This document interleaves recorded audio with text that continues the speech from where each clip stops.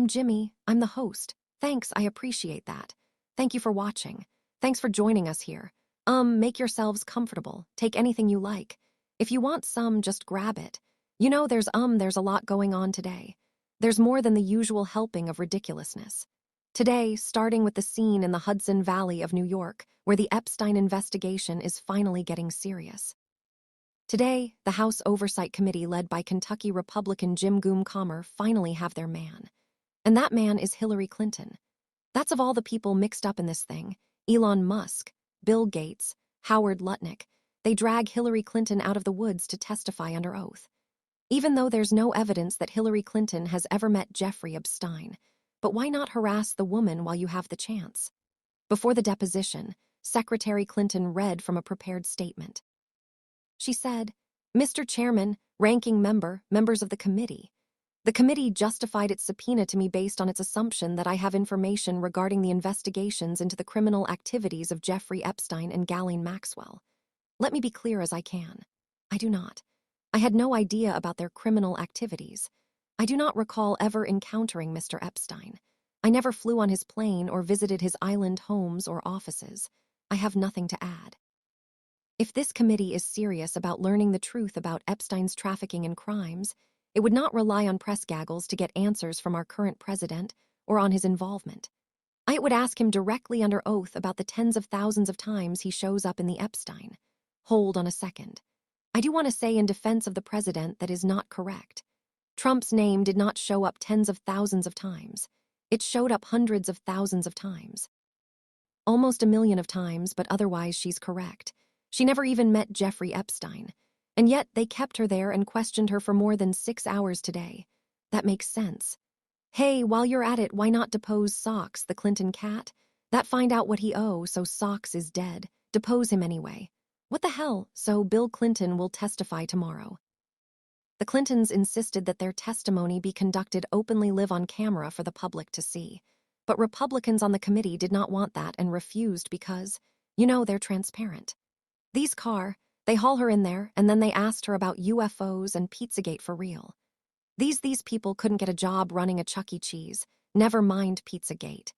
It's so it would be embarrassing if they were capable of feeling shame, but it's embarrassing. Why are they questioning Hillary Clinton about Jeffrey Epstein? She's never met him. They're not even challenging that. They know she has never met him. There's not a single email or anything in the Trump-Epstein files that says she met him. Maybe they should just start subpoenaing random people who never met. You know what would be fun? Johnny Depp and Amber Heard. They know how to give a deposition. They Offset and Cardi B would spice things up, or they could bring in someone who actually knew him. Someone who Epstein called his closest friend. Someone who said he was a terrific guy who likes beautiful women on the younger side. Well, someone like Owen. I don't know. This gentleman in the pink tie. I don't know who he is, but he seemed to be pretty chummy. This yokel James Comer who's in charge of this. If you didn't know, he was a congressman, you'd think he was an actor who played a swamp boat captain on an episode of The Dukes of Hazzard. So, the Democrats have just as many questions for the Clintons as the Republicans. So this isn't a partisan witch hunt.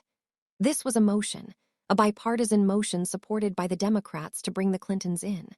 So, I don't think it's any type of being unfair in any way to the Clintons.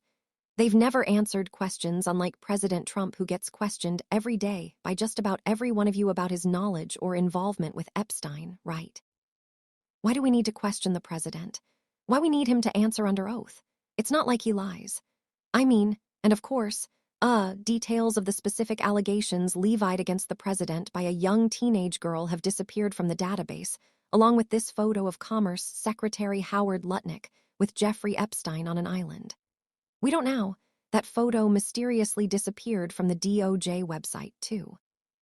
Fortunately, a couple of journalists downloaded everything right away, cross-referenced it, and found it today. Somehow, though, they keep forging ahead. This congressman, Pat Fallon from Texas, he was on Fox News. Listen to this because it's just bonkers. So, this never been done before, and a former president's never been compelled to appear before Congress. Is this where this is all heading as of today? Well, we've never had a former president either this close to a convicted felon either. It's problematic.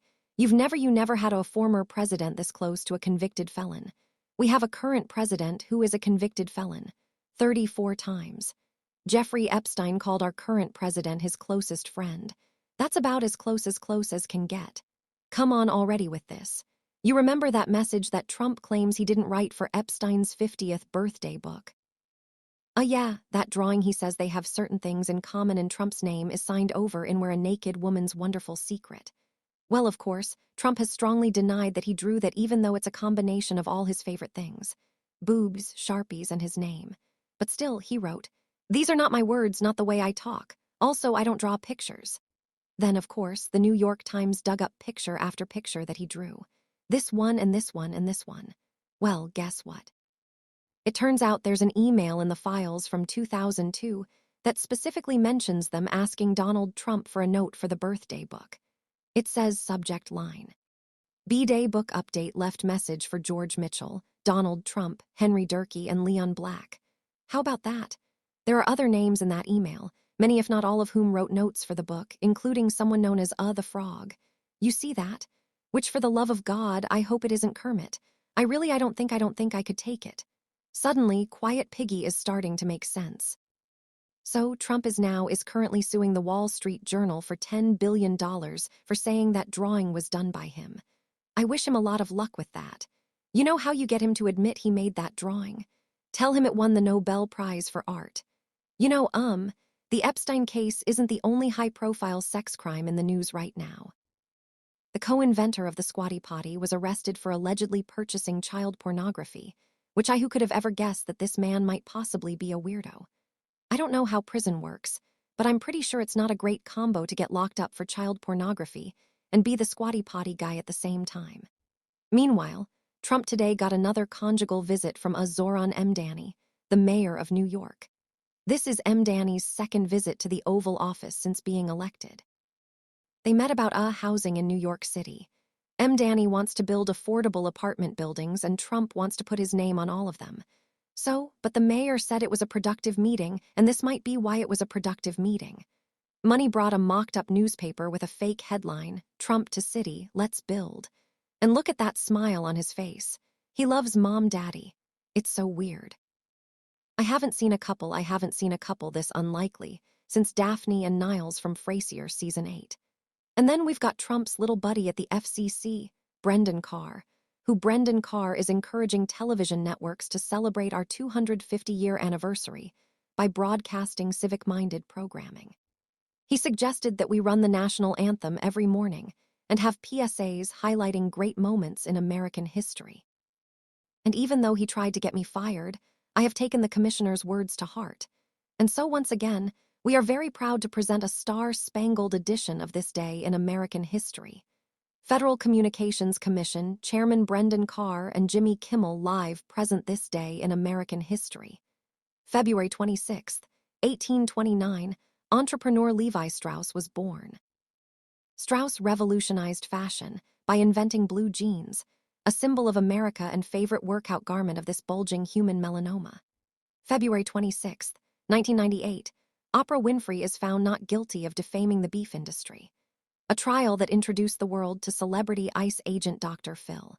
And on February 26, 2016, then Republican candidate Marco Rubio gave this glowing endorsement to future President Donald Trump. I will never stop until we keep a con man from taking over the party of Reagan and the conservative movement. He's a con man.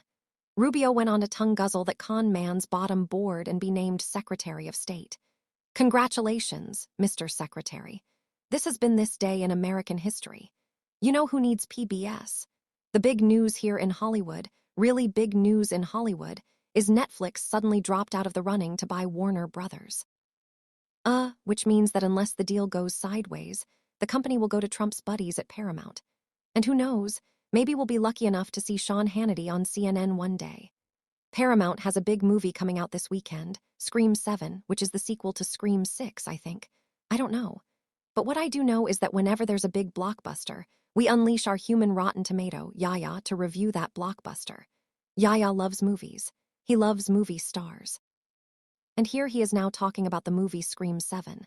Action. Hi, it's me, it's good power. Hi, it's me, I talk about the movie. New movie like a scary movie. Okay, And the movie is like very good action gun knife. Hello, Sydney, the big star corn. She's very nice lady. And here exuspend. I got picture of him, David Arl. She's in the movie Friend of Jennifer Aniston. She's also in the movie with Jim Carrey. He's like the police for the animal. And the guy he want to kill this girl. And that her mom, her name Never Karama, she's in the movie. She got sex with her in the swimming pool, this movie like Halloween. Oh, the also scary movie. He's all finger knife. You know the other scary movie Small like Mini Man. Kenny everybody in the house. The one movie I saw very scared. Then the devil come from the China. Another scary movie from the director Hushcock.